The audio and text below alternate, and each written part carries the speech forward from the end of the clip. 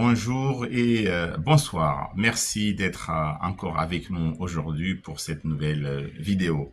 Alors, on va parler aujourd'hui des conditions de création d'entreprise.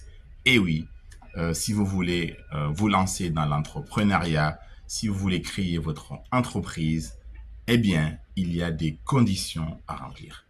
Et principalement, deux conditions. Sinon, vous pouvez échouer. Vous pouvez perdre votre temps, vous pouvez perdre votre énergie et malheureusement aussi votre argent. Alors, initialement, tout projet de création d'entreprise est conditionné par deux éléments. Le premier élément, c'est la motivation.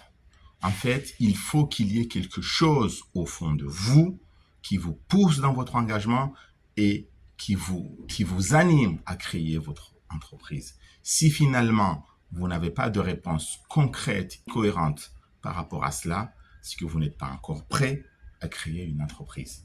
Et ça, c'est très important à comprendre.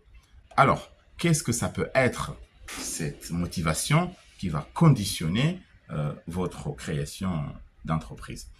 On peut par exemple citer la volonté d'être indépendant et d'avoir une liberté dans l'exercice de votre activité. Ça peut être aussi la volonté de gagner correctement votre vie ou bien d'innover, de développer quelque chose que vous avez en tête depuis longtemps, saisir une opportunité ou encore vivre de votre passion. Donc, vous voyez, ce sont des éléments qui peuvent motiver quelqu'un à créer une entreprise. Il faut au moins en avoir un.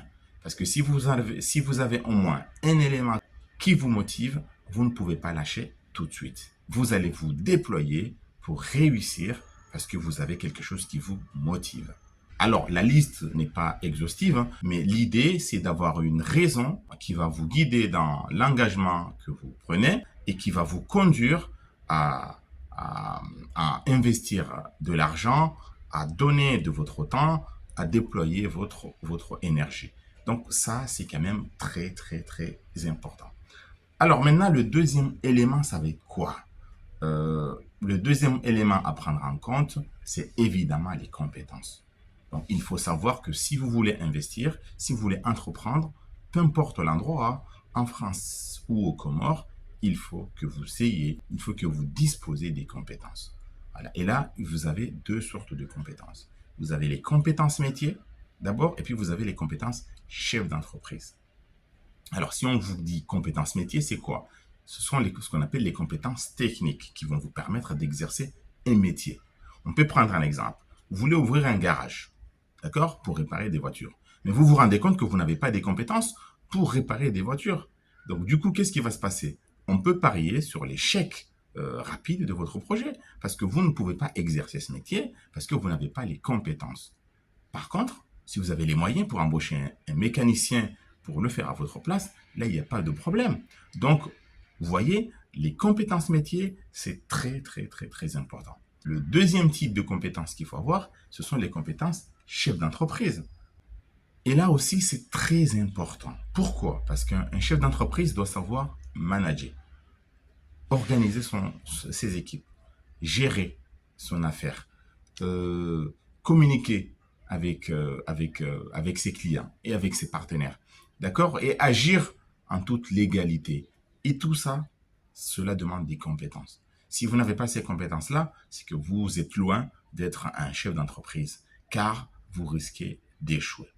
Alors, à cela va s'ajouter le savoir-être professionnel que, en tant que chef d'entreprise, vous devez l'avoir.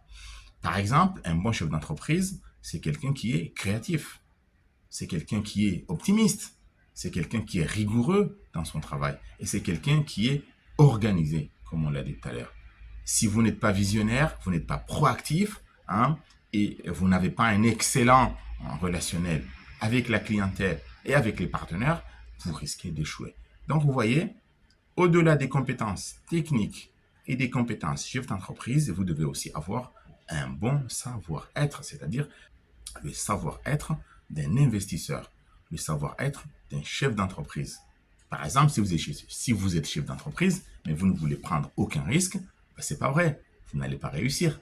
Donc, vous voyez, c'est très important si vous voulez être un bon chef d'entreprise. Alors, en résumé, si vous vous projetez d'être un chef d'entreprise, eh bien, vous avez intérêt à vous poser au moins ces deux questions. Pourquoi j'ai décidé d'entreprendre?